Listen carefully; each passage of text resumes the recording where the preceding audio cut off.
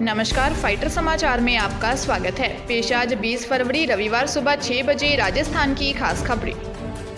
राजस्थान में उत्तर पूर्वी इलाकों में हुई हल्की बूंदाबांदी के बाद मौसम में हल्की ठंडक बढ़ गई। पश्चिमी विक्षोभ से बदले इस मौसम के कारण सीकर में रात का पारा 5 डिग्री सेल्सियस तक लुढ़क गया। वहीं झुंझुनू, श्रीगंगानगर, जैसलमेर, बीकानेर में भी तापमान में 1 से 2 डिग्री सेल्सियस तक गिरावट दर्ज हुई। मौसम विभाग की माने तो 22 फरवरी को उत्तरी भारत में एक नया पश्चिमी विक्षोभ सक्रिय होने वाला है, जिसका असर राजस्थान के उत्तरी हिस्से श्रीगंगानगर, हनुमानगढ़, झुंझुनू में देखने को मिल सकता है। इन एरिया में 22 फरवरी के बाद बारिश हो सकती है। जयपुर मौसम केंद्र के मुताबिक अगले 3 दिन 21 फरवरी तक प्रदेश में मौसम शुष्क रहेगा और तापमान में बढ़ोतरी होगी।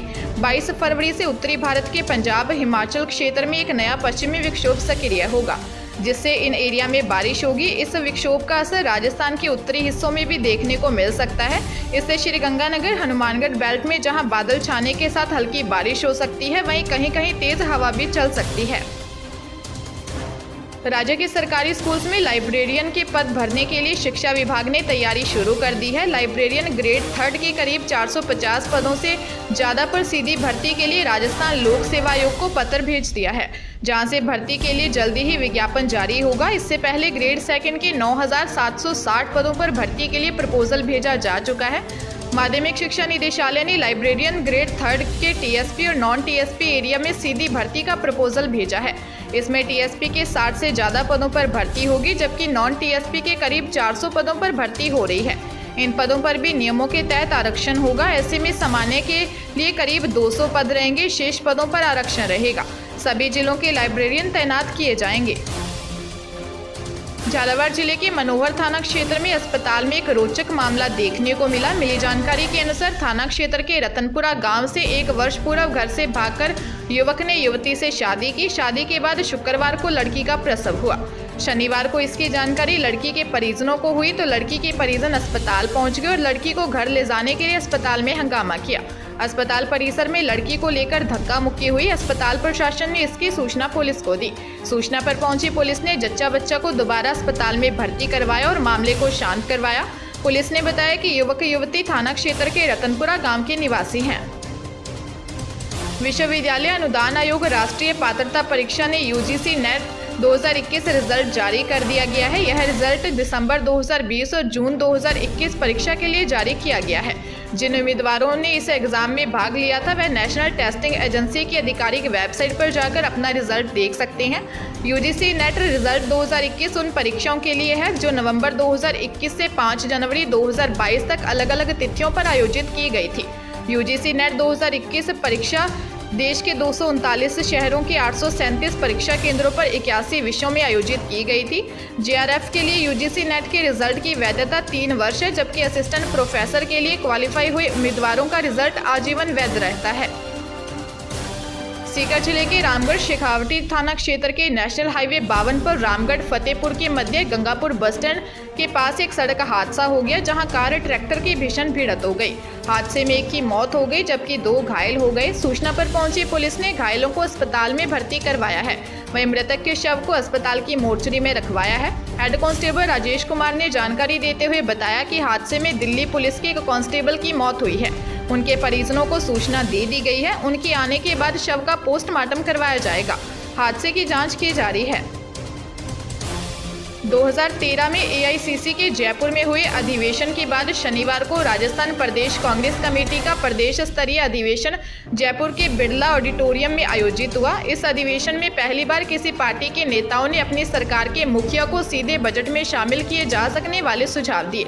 सम्मेलन में पीसीसी चीफ गोविंद सिंह डोटासरा, मुख्यमंत्री अशोक गहलोत, भंवर जितेंद्र सिंह, रघु शर्मा, रघुवीर सिंह मीना सहित प्रमुख नेता मंच पर मौजूद रहे। अधिवेशन के स्वागत भाषण में पीसीसी चीफ गोविंद सिंह डोटासरा ने कहा कि अधिवेशन में संगठन के नेताओं को बुलाया गया है। 3 साल में हमारे 80% जन घोषणा पत्र के वादे पूरे हो चुके हैं। 3 साल में गुड गवर्नेंस पर भी बात रखेंगे। केंद्र सरकार की विफलताओं पर भी खुलकर चर्चा करेंगे। अधिवेशन में प्रदेश कांग्रेस के वरिष्ठ नेताओं की ओर से विभिन्न विषयों पर प्रकाश डालने के साथ ही डिजिटल सदस्यता अभियान से जुड़े तकनीकी पहलू की जानकारी स्लाइड शो के जरिए दी गई। डूंगरपुर जिले के आसपुर के सदर थाना क्षेत्र में एक युवक द्वारा रणसागर तालाब में कूदकर आत्महत्या कर लिए जाने की जानकारी सामने आई है। सूचना पर पहुंची पुलिस ने गोताखोरों की मदद से शव को तालाब से बाहर निकलवाकर अस्पताल की मोर्चरी में रखवाया है।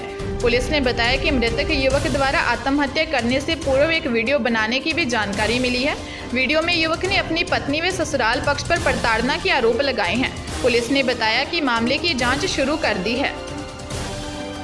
देश में हर साल प्याज की कीमत बड़ा मुद्दा बनती है, लेकिन इस बार प्याज कीमतों पर लगाम लगाने के लिए केंद्र सरकार ने उन राज्यों को बफर स्टॉक की आपूर्ति शुरू कर दी है जहां पिछले महीनों की तुलना में प्याज की कीमतें तेजी से बढ़ रही हैं। उपभोक्ता मामलों के मंत्रालय ने एक बयान में कहा कि बाजारों में प्याज की आपूर्ति बढ़ाने के लिए महाराष्ट्र में प्याज की लासलगांव और पीपलगांव थोक मंडियों में भी बफर स्टॉक जारी किया जा रहा है ताकि यहां प्याज की कीमतें न बढ़े। मंत्रालय ने कहा कि राज्यों को 21 रुपये प्रति किलोग्राम भंडारण स्थानों पर प्याज की पेशकश की गई है। मदर डेयरी में सफल आउटलेट्स को भी परिवहन लागत सहित 26 रुपये प्रति किलोग्राम की आपूर्ति की गई है। साथ ही सरकार ने कहा कि बफर स्टॉक से प्याज की बढ़ रही कीमतों में स्थिरता आती है। केंद्रीय माध्यमिक शिक्षा बोर्ड के द्वारा केंद्रीय शिक्षक पात्रता परीक्षा 2021 सीटेट और सीटीईटी के सफल उम्मीदवारों के सर्टिफिकेट को नेशनल एकेडमिक डिपॉजिटरी में अपलोड करने का निर्णय किया है। इससे पहले दिसंबर 2020 और जनवरी 2021 सेशन के सीटेट प्रमाण पत्र नेट डिजीलॉकर में अपलोड किए गए थे। दरअसल नियुक्तियों के दौरान कई अभ्यर्थियों द्वारा सर्टिफिकेट में जालसाजी और दस्तावेजों के साथ छेड़छाड़ के मामले सामने आते हैं, लेकिन नेशनल एकेडमिक डिपॉजिटरी में सुरक्षित किए गए दस्तावेजों में कोई बदलाव नहीं किया जा सकता है, केवल इन्हें शेयर किया जा सकता है। इसलिए सीबीएसई ने सबसे पहले इसे अपनाया था। केंद्र सरकार ने विद्यार्थियों की परेशानी को देखते हुए एकेडमिक अवार्ड्स और दस्तावेजों के लिए नेट यानी नेशनल एकेडमिक डिपॉजिटरी पोर्टल की शुरुआत की थी। इस पोर्टल में मार्कशीट्स और सर्टिफिकेट्स को डिजिटलाइजेशन के जरिए सुरक्षित रखा जाता है। बूंदी जिले के सदर थाना क्षेत्र में फंदा लगाकर एक युवक ने सुसाइड कर लिया। पुलिस ने मृतक के पास किसी प्रकार का सुसाइड नोट मिलने की बात से इनकार किया है। पुलिस ने शव का पोस्टमार्टम करवाकर शव परिजनों को सौंप दिया। पुलिस ने बताया कि पुराना मटरूड़ा रोड निवासी रोहित ने सुसाइड किया है। वह बैग की एक दुकान पर काम करता था।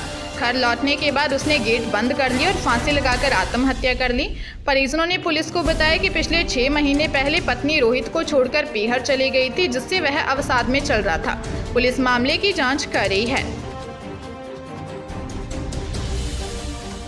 ताजा तरीन खबरों के लिए फाइटर न्यूज को सब्सक्राइब करें और बेल आइकन को प्रेस करें ताकि नई न्यूज अपडेट होते ही आपके फोन की घंटी बज जाए। Once again